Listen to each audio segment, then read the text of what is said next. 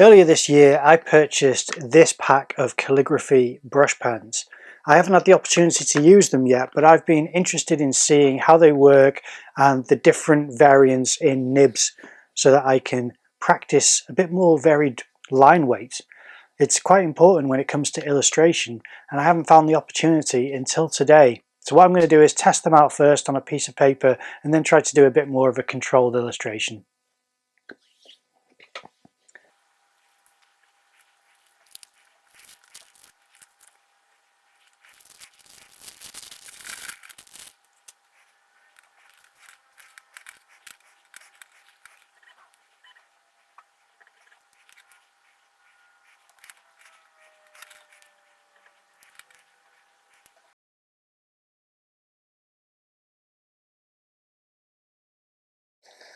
Now, what I did find was that when it comes to testing these pens, they all have a bit of a kind of variability with how thick and thin they will go. What I mean by that is that the thinnest nib, the extra fine, will actually draw fairly thick lines, and the thickest nib, which is the brush, that will draw fairly thin and wispy lines. It just depends on how you hold it. Now, it is easier with the extra fine nib to draw thin lines, and it's easier with the brush pen to do thick and heavy lines, but it's nice to see that they all have that range. So they go from extra fine to medium to brush, and playing around with these is great fun, and I just didn't at all hesitate to start applying the marks on the paper. I didn't think about what I want it to look like or what I was trying to achieve or any kind of reference at all until a certain point, and it's always within the kind of last quarter of the time that it takes to do a drawing that I start to see how much the lines and marks seem to pull in a certain direction. So I just let that guide me for a finish. Now it's strange, and it's a doodle page, and it's kind of a test page for the pens, so it's not anything which is meaningful or impressive or anything like that, but I found it to be interesting, and I always think these things are good to learn from and something which you can kind of consider when it comes to making something a little bit more unorthodox and something which actually has different types of forms being pushed around on the page, and yet you've broken away from any kind of pressure for making it representational or figurative, and it just becomes this abstract mass of line and black patches, shadow puddles. So that's the test page and how I got along with that. But that was a good bit of fun, and I do think that doing these test pages is important when it comes to trying new pens out. Initially, I thought calligraphy pens might be obviously better suited to writing than to drawing, but the type of drawing that me and a certain group of illustrators, not even group, I mean just a category of illustrators will gravitate towards, is that which has a little bit more flexibility in the application of ink. That's not to say that I don't appreciate a really accurate fine liner or the precision of a rotring pen, which I certainly do. But from time to time I do like the loose, almost painterly effect of a brush pen to do a black and white drawing. It's just quite fun. Plus, when I do my illustrations, which I then put onto the computer and digitally color, I notice how constant and almost uninteresting and static the lines are that I've used to make these shapes and forms, which I'm at that point coloring in. I need to really try to add these variants in line weight and create this sort of importance on the mass of certain forms that I'm attempting to render. Now, having the wispy smaller lines is an important variance between the contrast of the larger marks. That's something which, comes together to make it look really interesting. And I know all of these things, and yet I don't always apply it. So when it comes to the mutation drawings I've been doing this year, I've not really pushed to make those quite as impressive as they could be in the black and white form. I think for the color stage that they reach, I think it works quite well. It looks quite nice, but I must admit, when I'm zooming in to color in the drawing, I am noticing how much the line weight is constant and a little uninteresting. Anyway, that's not something I struggle with when it comes to these pens. There is a very natural influence from the nibs to give you this varied line weight. And there are at least two which I would say are nibs. Flexible nibs, and it comes under a brush pen. That's what the Staedtler brush pen is as well. It's a flexible nib.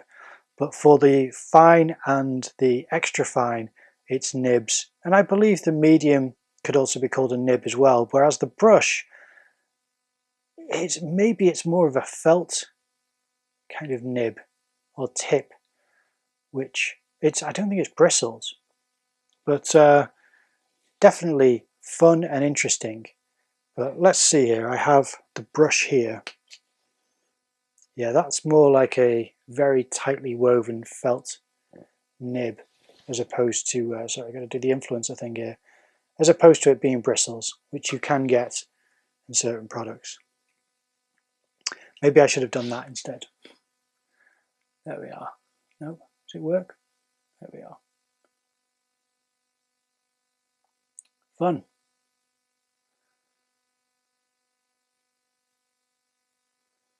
Interesting. So, fun to use, and they definitely help push the drawing forward a lot faster than fine liners do, because you're just covering a greater amount of space. And with fine liners, I usually have to double back to thicken the line. Now, it does mean that I should be a lot more careful with how I approach the drawing side when it comes to technique and style and just gestural mark making. I'm still not good at hesitation. I'm still quite confident in, yeah, I'll go for this. Yeah, I'll push it there, and I can do a fairly clean line, and I'll just go for it. And that's good to an extent, but it's also not true necessarily, and I'm not really quite that skilled. So there are several mistakes that I will make because I'm not thinking carefully enough about how I should really consider proportion and measurement. It's more important for this drawing. Now, this is just a model that I found online, but I still think that it's going to be a good test for the pens. That's all it needs to be, really.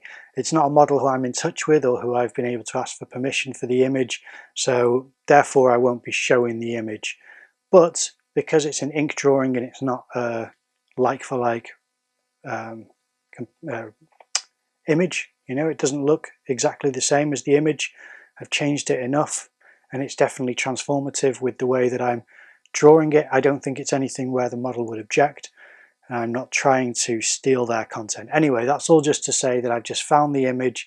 I thought it was a good pose, and I've used that for this video. Now, the foot in this drawing was actually cropped out of the photograph, and I think so were the fingers. So I've just kind of put those in because this certainly happens with a lot of these types of poses when you're working with a square format. You can't always fit in every part of the body. But for me, someone who wants to draw every part of the body, it's a bit frustrating to not have it there. So there's a little bit of imagination that has to be applied when it comes to achieving this type of drawing. But it's not much, it's just fingertips and the foot.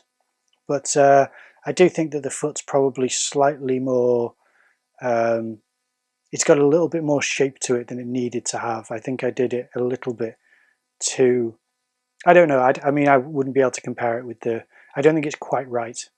It's not too bad, but I think I'd have more ability to render detail and shadow if I had the reference and also get the form a bit more accurate if it were in the photograph. But there we are.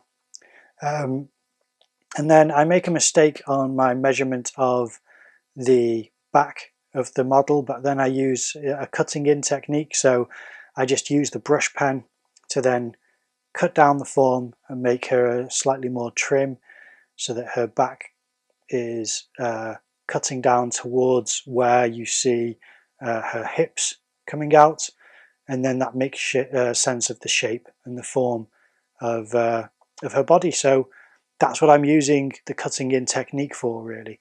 And I balanced out the dark shadow which I'm using for that with the shadow coming from her foot and her hand, which is not in the reference either.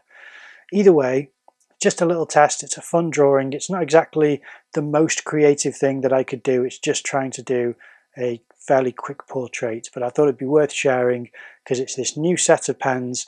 I think they're fun. I think they're worth a purchase if you like drawing, especially with brush pen like nibs. Then try these out.